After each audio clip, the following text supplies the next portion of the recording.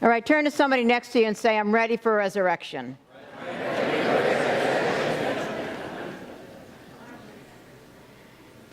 Most of you are probably familiar with the Fearless Girl statue that popped up in Lower Manhattan last month.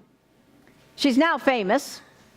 She is placed facing the iconic charging bull of Wall Street. Now, this bull has been left unchallenged since 1987, but now faces a hands-on-hip, invincible, spirited girl in his path. Tourists and visitors to the city love her. They're taking photos with their arms linked in hers, selfies. And the statue, as all good art does, has provoked a lot of different interpretations. But she's causing a stir. It's kind of amazing that a statue could cause a stir, but she's causing a stir. The bull's creator is wanting to sue, wanting to have her removed, because it makes the bull look menacing. Think about that for a minute.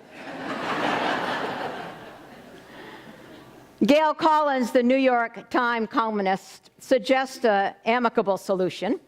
She said, well, the fearless girl should move on. After all, there's plenty of places that could use her. She could stand on the Florida coastline and hold back global warming. She could show up at the Keystone Pipeline. But she says, I vote for Lafayette Park, across from the White House.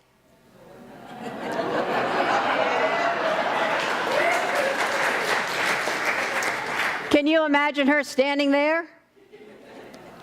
So as I was reading this story early yesterday morning, I got a text from my niece, Jennifer. And those of you that listen to me regularly know of my great admiration and affection for my niece. And she lives in a very theologically different world than I do. That's one way to put it.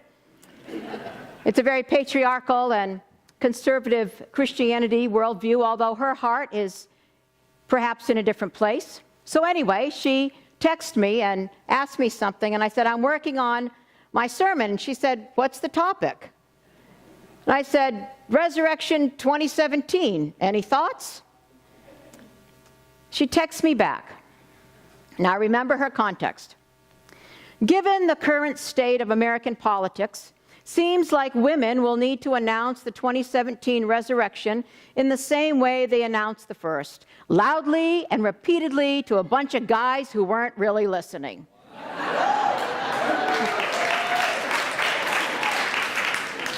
So that's how she's seeing the story this year.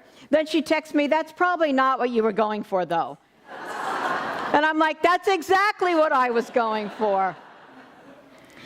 People tell themselves all kinds of stories about the fearless girl, and we all have a parallel story that we tell alongside of the resurrection story.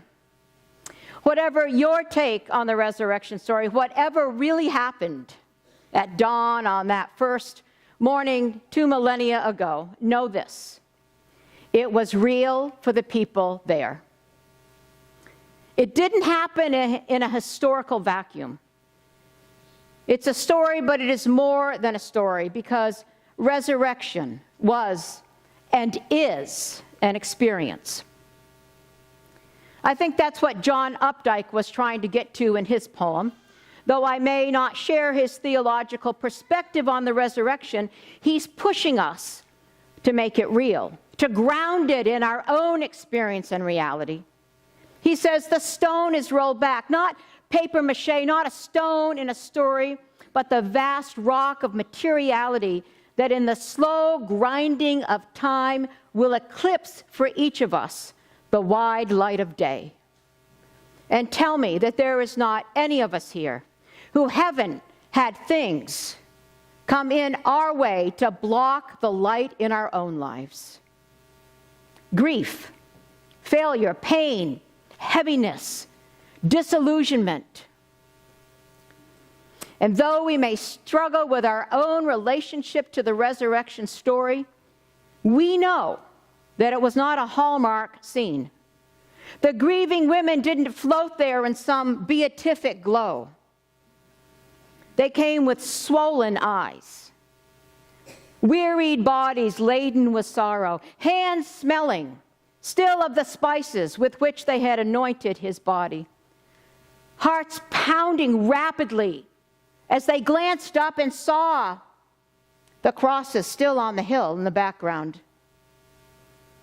minds reverberating and reeling, remembering the sight and sounds of execution just 2 days earlier. And when they felt the earthquake, they might have imagined it as an aftershock from the earthquake that happened on Good Friday and the horror and terror of that day. It's tempting to live in Good Friday sometimes, isn't it? All you need to do is open the newspaper or go online. Just this week, gay men in Chechnya are being hunted down by local militia, detained and tortured. Coptic Christians today are too afraid to go to church on Easter Sunday, lest they be blown up like they were on Palm Sunday. The mother of all bombs dropped on Afghanistan this week. The saber rattling of the U.S. and North Korea and those escalating tensions. And then we come to our own nation. Let's see, where to begin? But just to sum it up, let's say this. 2017 is not the year most of us anticipated. And then there's your personal life layered on all of this. Whatever is going on for you. I mean, I can look around the room and I know from your stories that there's nearly unbearable grief for some of you. Depression, loss, fear of the unknown. But like those in the early story, we can't stay in Good Friday. We can't stay there because it's not the only story. And it's not the final story either. There's hope for us in this first resurrection story. And the hope is in the details. I think Matthew, the gospel writer, must have been from California because every time something rumbles, he thinks it's an earthquake. He puts an earthquake at the crucifixion and at the resurrection. It's in no other gospel. Here's what I love too. The angel descends, the ground shakes. The powerful guards of the Roman Empire faint. The women, still standing. The angel said, Jesus who was crucified is not here. The angel doesn't paint it as some magical thinking. It's not bunnies and unicorns. It's real pain, real loss. The angel says he is not here. He has been raised. And in Matthew's gospel, Jesus is out of the tomb before the stone was ever rolled away. The power of his life, his resurrection, his life force could not be held in.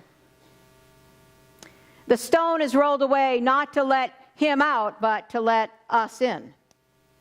Because we need to witness resurrection. We need to look for it. And then the angel says, this is my message for you. He will go ahead of you. Start out. You're not alone. Resurrection doesn't just happen in one place. They're filled with fear and joy. Ever had those competing emotions at the same time? And then Jesus appears to them on the road and says, greetings. It's like, hey, how are you? As if it were the most ordinary and normal thing to be greeted by someone who just resurrected. And he says, go tell my brothers. Because you know what? You may not be the first courageous person in the front of the line, but that doesn't mean you're left behind. No one needs to be left out. You're invited. Believers, curious skeptics, agnostics, atheists, anything I didn't mention, you're invited. You're not left out. Now, get this. While this is all happening, Kellyanne Conway, the state, is telling another account, discrediting the story, spreading false news, alternative facts. Did you catch that?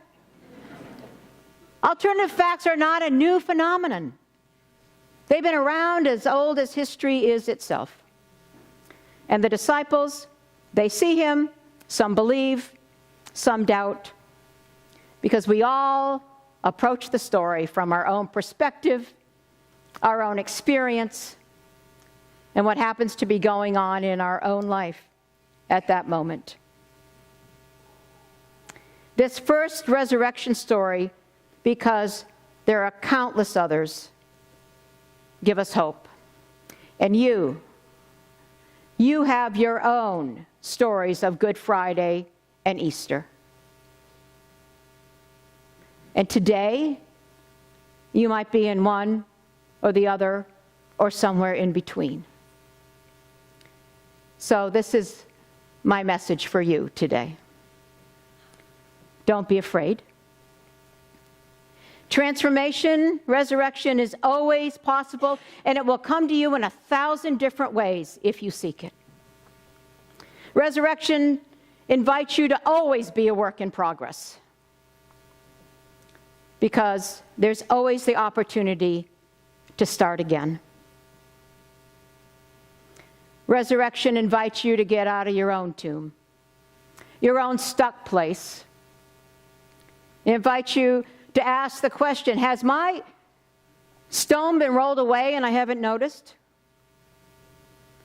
It invites you to ask yourself, as I asked myself this week, have I outgrown my life as it is in this moment?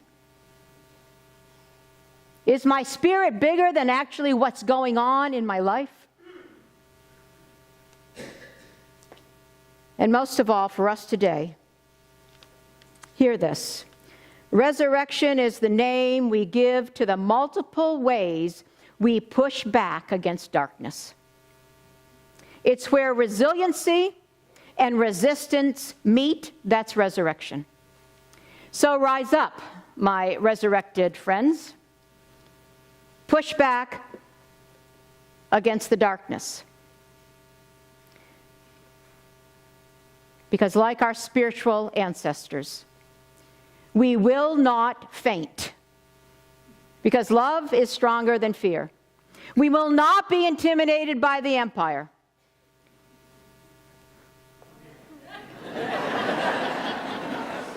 Work with me here. We will not let alternative facts win the day. We will not succumb to false narratives. We will not be defeated by a diagnosis. We will not be defeated by death, because love is stronger than death. We will not be defeated by depression, because there is always help and there is always hope. And we will start on the road expecting, anticipating, counting on being met and being joined by others. Because you are not alone, and somebody has walked this road before you. In the darkest of your nights, in your bleakest Good Friday, somebody has walked this road and been there and found their way to resurrection. And you can too. John Updike says, don't be embarrassed by the miracle. But I'll one-up John Updike. Allow yourself to become the miracle. Live like the fearless girl. Hands on hip, invincible spirit, facing down the charging bull in all its forms. And together, let's become the resurrection we seek. Amen.